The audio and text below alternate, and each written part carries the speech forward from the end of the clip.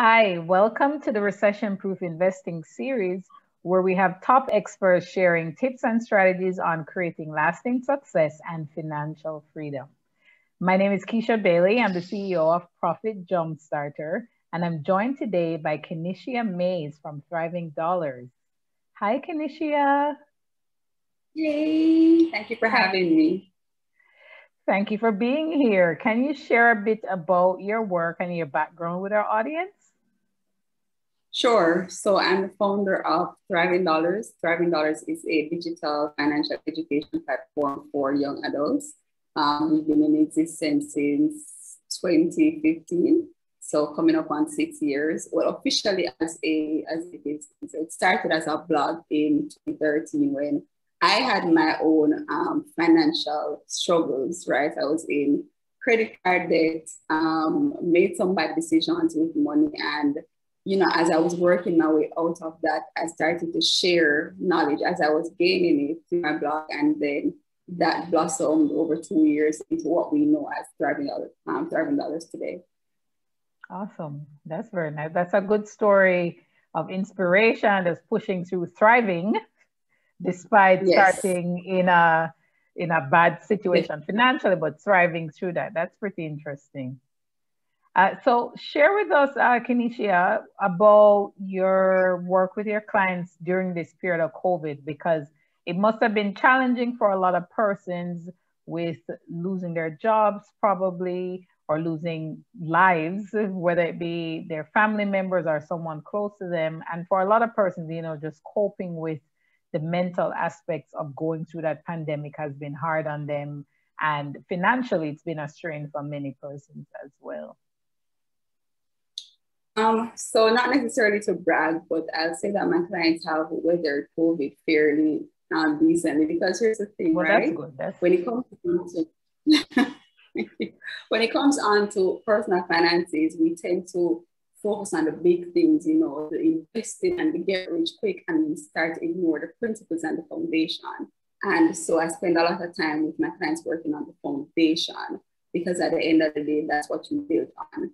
And so fortunately, COVID hasn't had, they definitely felt the blows from it, but they didn't have any catastrophic type of hits, because the foundation and the principles were in place, and that's what they focused on.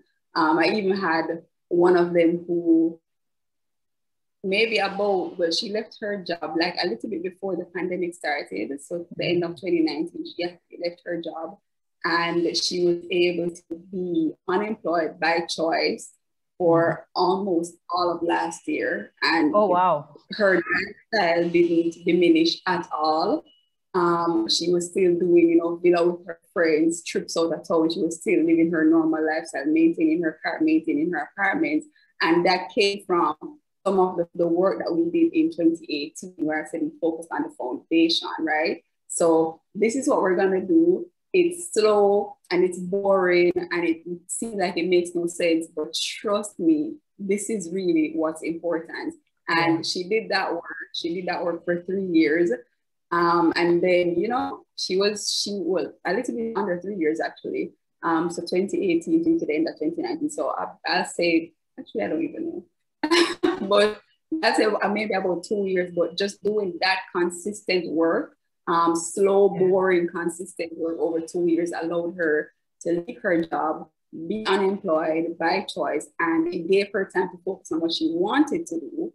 And from there, she was actually able to pursue her dream job, which she thought was like 5 years old. But she was able to land her dream job, not at 35, but at age 30. And so we've been working together again to, kind of up-level what we did before. So we did a lot of the foundation and the principles before, but, now she has a significantly higher salary. She's in a much better financially. And so we needed some new strategies. And so we were able to just like refine some of the things that we did before. But I'm using her as an example, but across the board, my clients are focused on the principles. They've been okay. Yeah, so you talk about the principles, and I'm intrigued by that, because you say if they focus on the principles, they were okay. So can you probably share top 2 or 3 of these principles that really set them up for success? It's a lot. I don't know. So one of them, which everyone seems to hate doing, but we don't understand the importance. Actually, not even the importance, but how crucial it is tracking your spending. Because when you don't know where you cannot make decisions, right? And I make decisions with all of my clients from data. They come to me with emotions, I bring them data. This is what you're doing, and this is how we improve, right? And so tracking gives you that data, and until you have data that you can actually, measure against, then you really won't have a clear direction as to how you can properly navigate your finances. So tracking is definitely a big thing. Then I'll say income allocation. That's something that I teach in my coaching program. So, how to properly allocate your income, because there's a strategy beyond just getting a salary, saving a portion, and then paying something. Like there's an actual strategy and a technique to proper income allocation. So I definitely say those are somewhat maybe the top two things that we focus on. Well, I love the data-driven aspect because I'm a numbers person myself. And I believe as well, if you don't know your money, you can't grow your money. So you have to focus on it for sure. That is critical. And then income allocation, yes, definitely a must. So two very sound principles that I'm sure will work for everyone if they were now to implement it. So on that note of implementation, what would be two strategies or three strategies that you believe persons can implement today to navigate through what will be the new normal post-COVID? Because I don't anticipate that things will go back to how they were pre-COVID, but in this new world of probably lasting uncertainty, how do you suggest persons could implement some simple strategies to better manage their money and their personal finances? So I've actually been talking about the same things for at least 8 years on the internet, right? The messaging has not changed. Like I say, a lot of people are focused on the big things. They want to invest and they want to do the big things. And we forget how important the fundamentals are. And so some of the things that I personally always recommend is that you have to know if you're ready to invest. And it's so funny that because I've been saying this for a really long time and it has been ignored for a really long time because it's not sexy information, right? It's not the type of information that makes you be like, yeah, I'm gonna be rich like in 30 days. I don't give you that. I can't sell you that, right? It's the boring thing. It's like, look here, we're working at least 2, 3, 5 years old. So everything right now is just be like, setting it up. Yeah, but I've always said, even on the topic of investing, there are certain things that you need to make sure that you have before you start investing. Because one of them being you want to have as little consumer debt as possible. Because I know it's so awesome to be like, I'm going to put this money in this stock or in this whatever, and I'm going to flip it, and then I'm going to pay off that thing. But we cannot predict markets like that.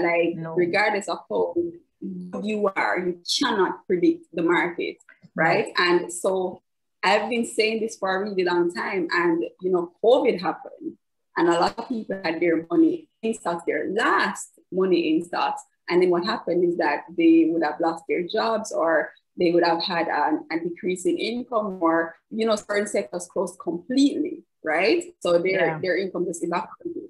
And so what happened is that now they're pulling down on investment before maturity, right? Before those investments are ready, because they're now in a state of desperation. And so this is what one of the things I mentioned when I talk about not ignoring the fundamentals and the principles, right? You want to make sure that when you're investing, you can comfortably put that money away and you can still cover your living expenses separately. You can't gamble with your last, because what's going to happen is you're gonna need to pull down on that in the case of an emergency far before you are ready. So emergency funds would don't like it. I actually only use that term with my clients because they cringe.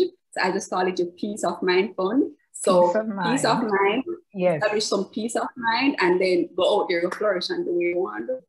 Yes, that makes sense. That makes sense. I was going to ask that because if someone is pulling on their investment portfolio, I was thinking, what about the emergency fund? But I like your way of putting it, peace of mind. This is my money tucked away, so I have peace of mind in case anything goes wrong.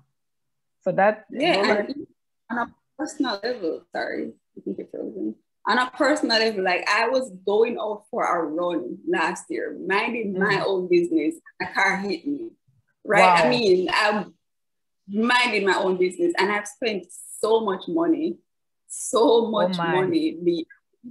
that accident. That had nothing to do with me. I got hit from behind, right? Wow. And I remember walking to the police station to make the report and just being like, because I was with my cousin, and being like, I'm happy this happened to me versus she, because I can afford to deal with this. She cannot, right? It's not that I wanted this to happen, but if I were to choose, I know that I can financially handle something like that, because I've spent not a little bit of money, right? No. She wouldn't even she wouldn't have been able to get past the first 2 x-rays to get to the MRI. You get what I'm saying? So I had the peace of mind in place to know that I could afford to do this. Wow. Wow. That's a really captivating story. I'm glad you're here with us, still okay in one piece, but that must have been a lot to go through. It's a lot I'm going through. It is a lot. Yeah. Well, definitely case in point of the need for that peace of mind fund, because what caught me a while ago was you saying, it happened to me, but I know I was okay financially to deal with it. If it happened to someone else, it wouldn't have been the same. And that is peace of mind, because I'm sure you were in a lot of pain, but as you thought back to your money, you say, well, it's okay.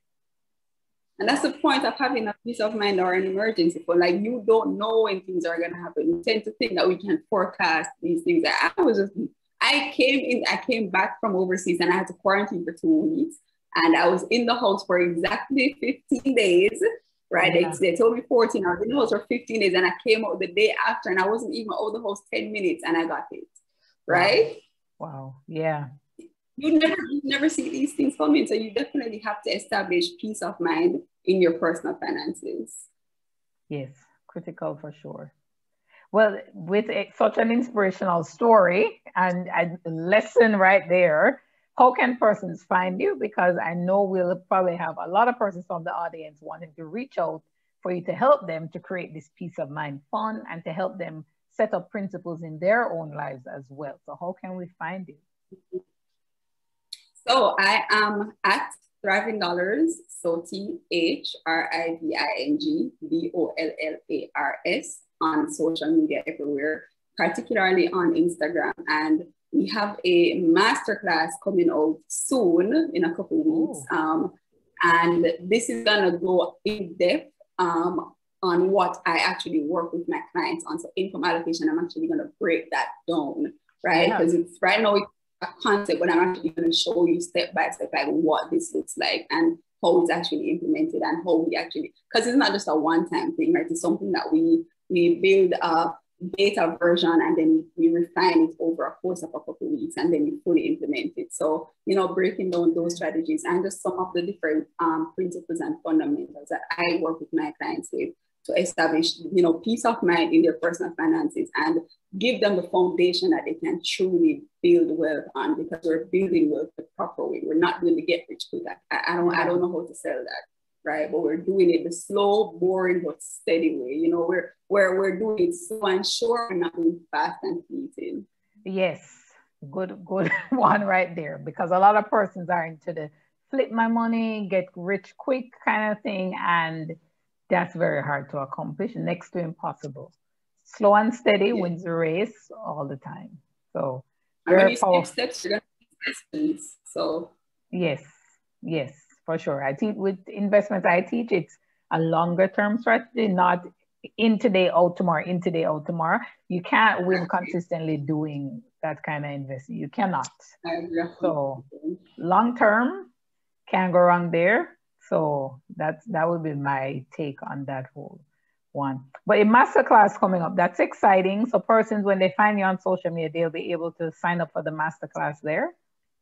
Yes, link in bio, and you'll be able to, depending on when they sign up. So currently the wait list is open. It's a complete cash flow masterclass.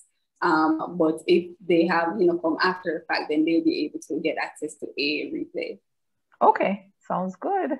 That's going to be exciting. All right. Thank you I'm so much. Yeah.